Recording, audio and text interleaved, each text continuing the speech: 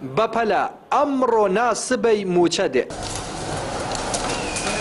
ئەوە هەواڵی گەرمی تەنانەت کەناڵەکانی دەسەڵاتیشە کەچی موچەش هەر نایەت.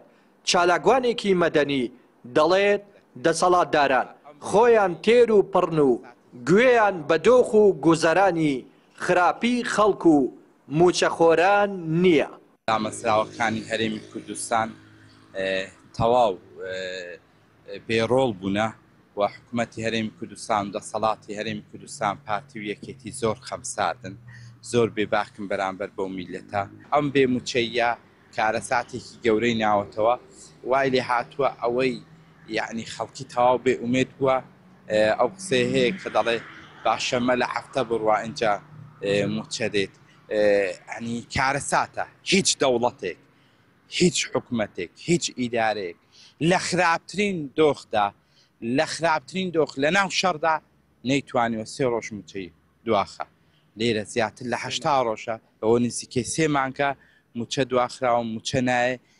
هاوڵاتیان دەڵێن بێزار بووین، ئەوەندە وتویانە ئەمڕۆ ناسبەی موچە دێت، دۆخی خەڵک تا دێت خراپتر دەبێت، دەسەڵاتدارانیش تەواو خەمسارد و بێباکن. بلێ خراپە، هەتا بلێ خراپە باشە بۆ موچەن بۆ نانێری چخوا بەردارە.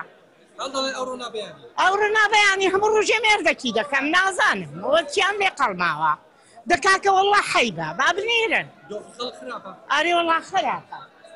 یا ڕەبی سەرۆکی دەجاڵی لە نێوتی ئەم نەوەن بەردەبێت. وڵای حکومەت 3 مانگان قەرزدارە، خەڵک هەتا ئێستاشینێ هەر چاوەڕوانە هیچ.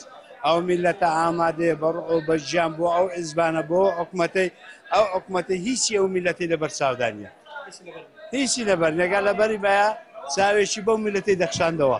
بابە ژیانەوانە کامل مواسەفات دەژین. ئینتیفازە بۆ یەکێتی پارتی کراوە بۆ ئەوە بۆ خەڵک نەکراوە. دۆخیان هەتا بڵێ باشە، خەڵکیش هەتا بڵێ دۆخی خراپە.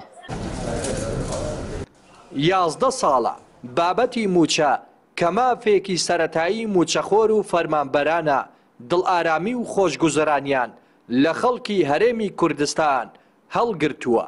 هاوڵاتیان کەوتونەتە نێوان بێباکی دەسەڵاتە کورد زمانەکەی خۆیان و حکوومەتی فیدڕاڵیەوە کە تاکە ڕێو شوێنی بۆ ملپێدانی دەسەڵاتدارانی هەرێمی کوردستان دەست بە سەراگرتنی قوتی خەڵکە و جگەلەوە هیچی دیکە نازانێت. ڕێناس ئەرسەلان، کەناڵی پەیام، دەڤەری ڕاپەڕی.